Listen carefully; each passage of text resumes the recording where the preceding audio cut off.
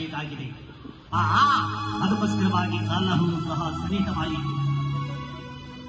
ಆ ನರರಕ್ಕಸನ ಅವಳಿ ಹೆಚ್ಚಾಗಿ ಅವರ ಪಾಪದ ಕೊಡ ತುಂಬಿದಾಗ ಅವರ ಸಂಹರಿಸಲೆಂದು ಭೂಲೋಕದಲ್ಲಿ ಅವತರಿಸಿಬರದೆ ಚಿಂತಿಸಬೇಡಿ ವರದಿಯಂತೆಯೇ ಮಹಾಮಹಿಮನಾಗಿರ್ತಕ್ಕಂಥ ಶ್ರೀಹರಿ ವಾಮನ ಅವತಾರಿಯಾಗಿ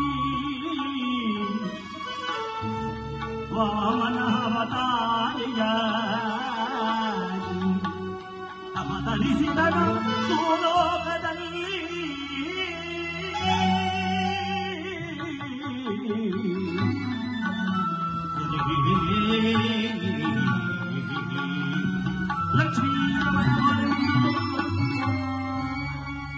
ನಮ್ಮದಾಯ ಪಾದಾರವಿಂದಗಳಿಗೆ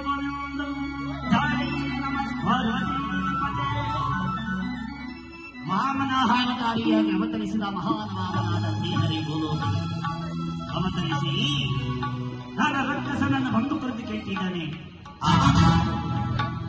ಮಹಾಮಹಿಮನಾಗಿರ್ತಕ್ಕಂಥವನು ಸಾಮಾನ್ಯನಾಗಿರ್ತಕ್ಕಂಥವನಲ್ಲ. ಕುಲದಲ್ಲಿ ರಕ್ಕಸ ಕುಲದವನಾದರೂ ಸಹ ಯಾರೇ ಏನನ್ನು ಬೇಡಿದರೂ ಸಹ ಇಲ್ಲ ಎನ್ನದೆ ಕಿರಣಿಸುವಂತ ಕರುಣಾಮಯ್ಯಾದ ಕಾರಣ ಶ್ರೀಹರಿಯು ಆ ವಾಮನಾವತಾರಿಯಾಗಿ ಸಂಹಾರಕನ ಅವತಾರಿಯಾಗಿ ಬರ್ತಿದ್ದಾರೆ. ಬಂದು ಮಹಾಮಹಿಮನಾಗಿರ್ತಕ್ಕಂಥ ಆ ನರರಕ್ಕಸನನ್ನು ಕುರಿತು ಕೇಳಿದ ಅಯ್ಯ ಮತ್ತು ಭಾರತನಾಗಿರ್ತಕ್ಕಂಥ ವಾಮನಾವತಾರಿಯನ್ನು ಕಂಡು ಕೇಳ್ತಿದ್ದಾನೆ ನರರಕ್ಕಸನು. ಈ ಬಂದ ಕಾರ್ಯವೇನು, ನನ್ನಿಂದ ಆಗಬೇಕಾದ ಕಾರ್ಯವೇನು ಎಂದಾಗ ಏನಿಲ್ಲ ಕಣಪ್ಪ, ನಾನು ನಿನ್ನ ಬಳಿ 3 ಹೆಜ್ಜೆಯ ಜಾಗವನ್ನು ಕೇಳಲೆಂದು 3 ಹೆಜ್ಜೆಯ ಜಾಗವನ್ನು ಕೇಳೋದಕ್ಕೋಸ್ಕರವಾಗಿ ನಿನ್ನ ಸನ್ನಿಧಿಗೆ ಬಂದಿರುವೆ ಎಂದಾಗ ಅಷ್ಟೇನಾ?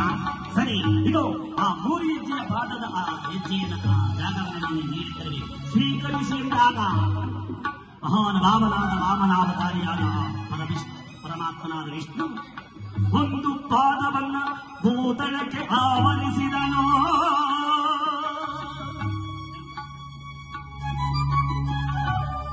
ಮತ್ತೊಂದು ಪಾದವನ್ನು ಅಂಬರಕ್ಕೆ ಆವರಿಸಿದನು. ಒಂದು ಪಾದವನ್ನು ಭೂತಳಕ್ಕಿಟ್ಟರೆ ಮತ್ತೊಂದು ಪಾದವಂಬರಕ್ಕಿಟ್ಟನು. ಮತ್ತೊಂದು ಪಾದದ ಜಾಗವನ್ನು ಕೇಳಿದನು.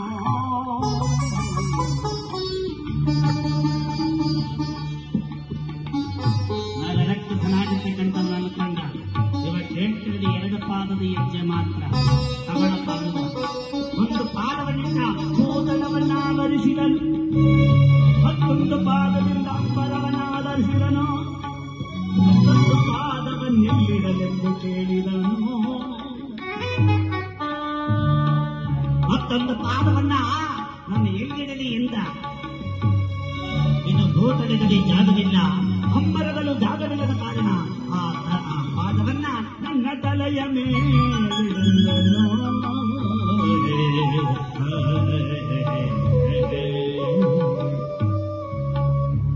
ಮತ್ತೊಂದು ಪಾದವನ್ನು ನನ್ನ ತಲೆಯ ಮೇಲಿಡಿ ಎಂದಾಗ ಮಹಾನುಭಾವನಾಗಿರ್ತಕ್ಕಂಥ ವಾಮನಾವತಾರಿ ಮತ್ತೊಂದು ಪಾದವನ್ನ ನರರಕ್ಕಸನ ತಲೆಯ ಮೇಲಿಟ್ಟು ಪಾತಾಳ ಲೋಕಕ್ಕೆ ಮಹಾನುಭಾವನಾಗಿರ್ತಕ್ಕಂಥ ಪಾತಾಳ ಲೋಕಕ್ಕೆ